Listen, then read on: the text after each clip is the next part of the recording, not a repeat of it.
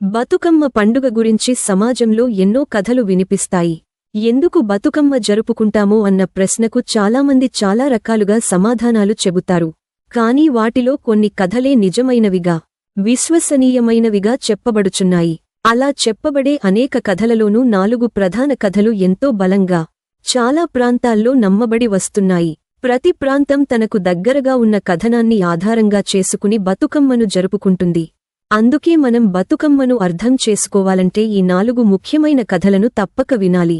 ఈ కథల్లో స్త్రీ శక్తి, భక్తి, ప్రకృతి పట్ల గౌరవం, ఆరోగ్య రక్షణ, చెడుపై మేలుపై విజయం వంటి అద్భుతమైన భావాలు దాగి ఉన్నాయి. ఈ 4 కథలే బతుకమ్మ పండుగకు మూలస్తంభాలు.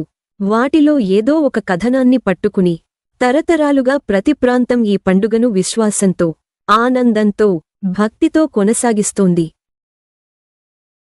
అనగనగా దక్షిణ దిక్కులో చోళ వంశానికి చెందిన ఒక మహారాజు ఉండేవాడు. అతని పేరు ధర్మాంగడు. పేరుకి తగ్గట్టు అతను ధర్మపరుడు, ప్రజల పట్ల అపారమైన కరుణగలవాడు, శౌర్యవంతుడు, ధర్మాన్ని నిలబెట్టి సత్యాన్ని కాపాడి ధైర్యంతో జీవించినవాడు. అతని రాణి పేరు సత్యవతి. సత్యవతి అనే పేరు వంటిదే ఆమె స్వభావం. నిజాయితీ, పతివ్రత్యం, భక్తి ఆమె గుణాలు. ఇద్దరూ ఆదర్శ దంపతులు. ఆ రాజ్యంలో సుభిక్షం, శాంతి, న్యాయం నిండిన కాలం. ప్రజలు రాజు రాణుల జ్ఞానం, ధర్మబుద్ధి చూసి ఇది స్వర్ణయుగం అని పొగిడేవారు. కానీ ఒక చిన్న విషాదం మాత్రం వారిని వేధించేది. వారికి సంతానం లేకపోవడం. సింహాసనానికి వారసుడు లేడు. సత్యవతి తన గుండెలో ఎప్పుడూ ఒకే కోరిక కలిగేది. రాజ్యానికి వారసుడు ఉండాలని. భర్త శత్రువుల మధ్య యుద్ధాలలో ధైర్యంగా పోరాడుతూ రాజ్యం కోసం రక్తం చిందిస్తుండగా అతని వంశాన్ని కొనసాగించే సంతానం ఉండాలని తపనతో రాత్రింబవళ్లు దేవతలను ప్రార్థించేది. చివరికి వారు ఇద్దరూ లక్ష్మీదేవిని ఆరాధించేందుకు నిర్ణయించుకున్నారు. కఠోర వ్రతాలు, దీక్షలు ప్రారంభించారు. ఆ పుణ్యఫలంతో వారికి వరుసగా కొంతమంది కుమారులు పుట్టారు. రాజ్యంలో ఆనందం వెల్లివిరిసింది. ధర్మాంగడు తన సైన్యానికి వారసులు దొరికారని హర్షించాడు. కాని విధి ఆటలు ఎప్పుడూ సులభంగా ఉండవు. రాజు తరచూ యుద్ధాలకు వెళ్లేవాడు.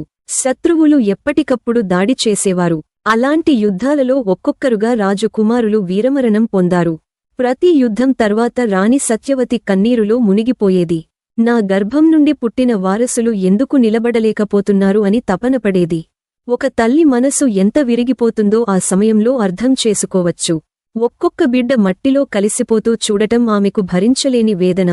రాజు ధర్మాంగడు కూడా మనసులో రోషంతో, బాధతో తల్లడిల్లాడు. తన శత్రువులను జయించినా తన సంతానం లేకపోవడం వల్ల గుండె బరువుగా అనిపించేది. ఈసారి వారు మరింత కఠోరమైన వ్రతం చేశారు. వనాల్లోకి వెళ్లి తపస్సు చేసి, ఆహార నియమాలు పాటించి, పగలు రాత్రులు లక్ష్మీదేవి స్తోత్రాలు జపించారు. వారి భక్తి చూసి, ఆరాధన విని లక్ష్మీదేవి చివరికి ప్రత్యక్షమయింది. ఆమె మృదువైన స్వరంతో చెప్పింది, ధర్మాంగడు, సత్యవతి, మీరు అనేక సంతానాన్ని కోల్పోయి బాధపడుతున్నారు. ఇకమీదట మీకు నేను ప్రసాదించే శిశువు ఎప్పటికీ జీవిస్తుంది. ఆమె స్త్రీరూపంలో పుడుతుంది. ఆమెలో నా శక్తి ఉంటుంది. ఆమెను బతికించాలని మీరు కోరుకున్నారు కాబట్టి ఆమె పేరు బతుకమ్మ అవుతుంది.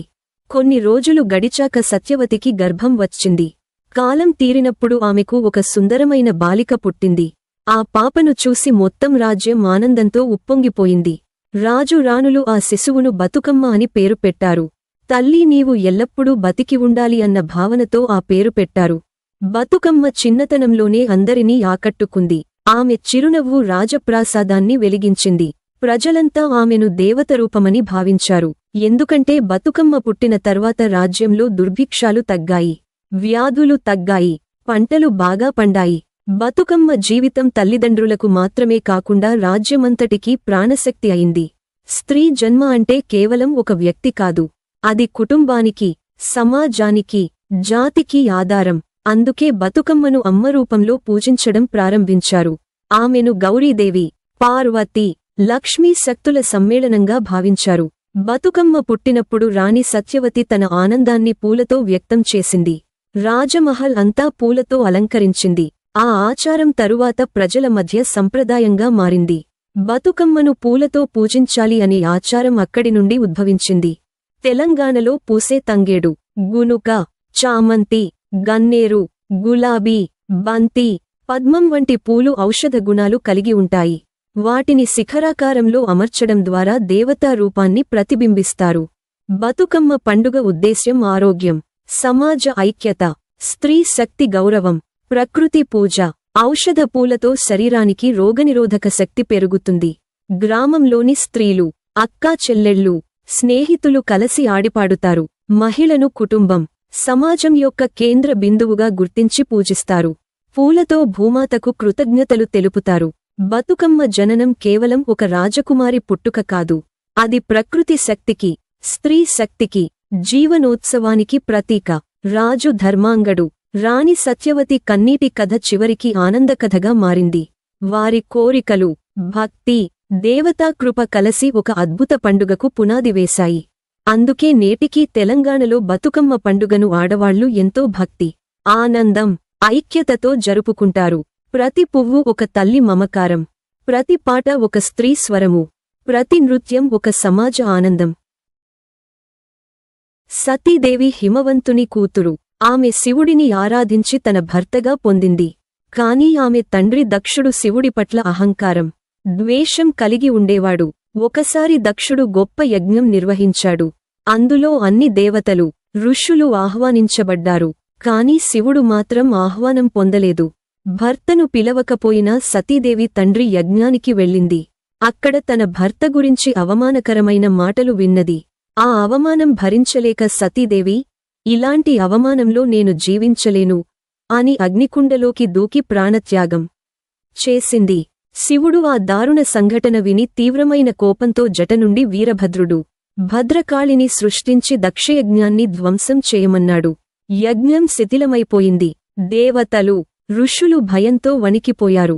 చివరికి శివుడు శాంతించినా సతీదేవిని కోల్పోవడం ఆయనకు భరించలేని దుఃఖంగా మిగిలింది. కాలం గడిచింది. హిమవంతుడు మరియు మేనకకు ఒక కుమార్తె పుట్టింది. ఆమె సతీదేవి పునర్జన్మ. పార్వతి.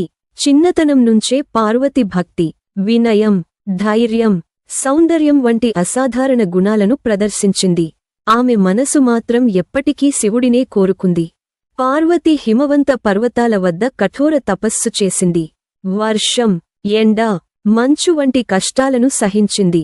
ఆమె సంకల్పం ఒకటే, శివుడు తనను తిరిగి భార్యగా స్వీకరించాలి. శివుడు ఆమె తపస్సు చూసి వెంటనే ఒప్పుకోలేదు. తన గణాల రూపంలో వచ్చి పరీక్షించాడు.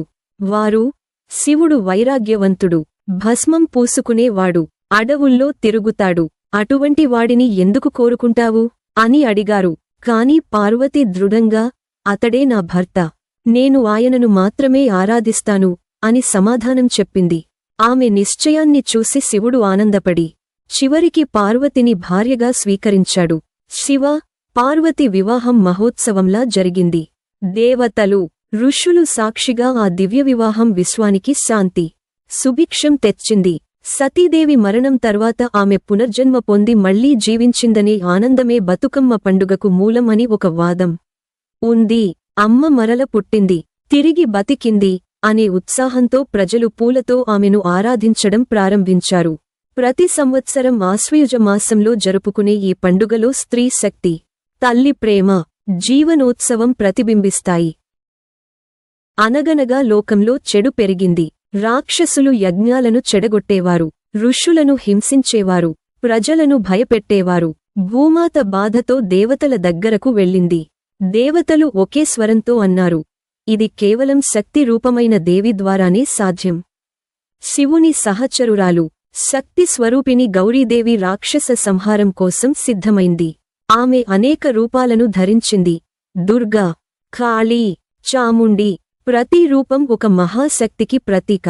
ఆమె ప్రజలకు ఒక మాట చెప్పింది, నేను రాక్షసులను జయించి తిరిగి వస్తే మీరు పూలతో నా విజయాన్ని ఆరాధించాలి. రాక్షసుల సైన్యాలు గర్జిస్తూ వచ్చాయి. గౌరీదేవి సింహవాహనంపై ప్రత్యక్షమైంది. త్రిశూలంతో శత్రువులను ఛేదించింది, చక్రంతో సైన్యాలను చీల్చింది, ఖడ్గంతో రక్తాసురులను సంహరించింది. ఆమె కోప రూపాన్ని చూసి లోకమంతా వణికిపోయింది. చివరికి రాక్షసులు మట్టికరిపోగా భూమాత మళ్లీ శాంతి పొందింది. గౌరీదేవి విజయంతో ప్రజల దగ్గరకు తిరిగి వచ్చింది. గ్రామాల్లోని స్త్రీలు ఆమెను పూలతో ఆరాధించారు. రంగురంగుల పూలతో గోపురాకార బతుకమ్మలను నిర్మించారు.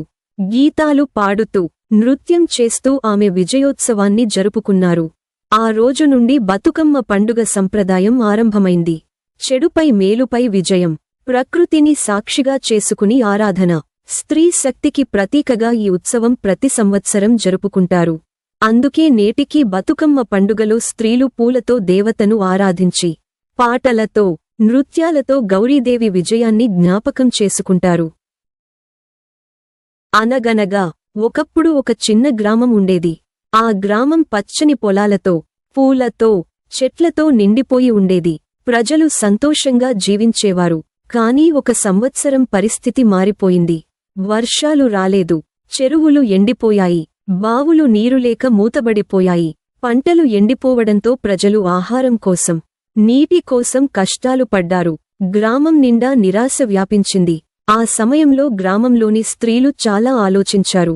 ఇలా కూర్చుంటే సమస్యలు తీరిపోవు, మనం ఏదో ఒక మార్గం వెతకాలి అని నిర్ణయించుకున్నారు. వారు ప్రకృతిని, దేవతను ఆశ్రయించాలనుకున్నారు. ఎందుకంటే వారు నమ్మకం కలిగినది ఒక్కటే, దేవత శక్తి. అందరూ కలసి రంగురంగుల పూలను సేకరించారు. అడవి నుండి, పొలాల అంచుల నుండి, తోటల నుండి అనేక రకాల పూలను తెచ్చారు. ఆ పూలతో వారు అందమైన గోపురాకార బతుకమ్మలను నిర్మించారు. ప్రతి పువ్వు ఒక ప్రత్యేకతను కలిగి ఉంది. కొన్నివి ఔషధ గుణాలు కలిగినవే. వాటిని కలిపి వారు దేవతకు సమర్పించడానికి సిద్ధం చేశారు. సాయంత్రం కావడంతో స్త్రీలు అందరూ ఒకచోట చేరారు. వారు బతుకమ్మలను నడుమ ఉంచి చుట్టూ వలయాకారంలో నిలబడ్డారు. పాటలు పాడుతూ, నృత్యం చేస్తూ ఆరాధన చేశారు. ఆ పాటలలో భక్తి ఉంది, ఆశ ఉంది, ధైర్యం ఉంది. వారి స్వరాలు ఒకటై గ్రామంలో కొత్త ఉత్సాహాన్ని నింపాయి. ఆ స్త్రీలు దేవతను ప్రార్థించారు. అమ్మా, మా గ్రామాన్ని కాపాడు, మాకు వర్షాలు కురిపించు, మా పిల్లలు ఆకలితో బాధపడకూడదు, మేము నీకు భక్తిగా పూలతో పూజిస్తాము, మా కష్టాలను తీర్చు. రోజుకో రోజు వారు ఇలా ఆరాధన కొనసాగించారు. ప్రతి సాయంత్రం స్త్రీలు ఒకచోట చేరి కలసి పాడటం, నాట్యం చేయడం గ్రామానికి జీవం పోసింది. మునుపటి నిరాశ క్రమంగా ఆశగా మారింది. ప్రజలు ఒకరికి ఒకరు ధైర్యం చెబుతూ కలిసి పనిచేయడం ప్రారంభించారు. చివరి రోజు వారు తయారుచేసిన బతుకమ్మలను సమీపంలోని చెరువుకు తీసుకెళ్లారు. గీతాలు పాడుతూ, హారతులు ఇచ్చి ఆ బతుకమ్మలను నీటిలో నిమజ్జనం చేశారు. ఆ సమయంలో అద్భుతమైన విషయానికి జరిగింది.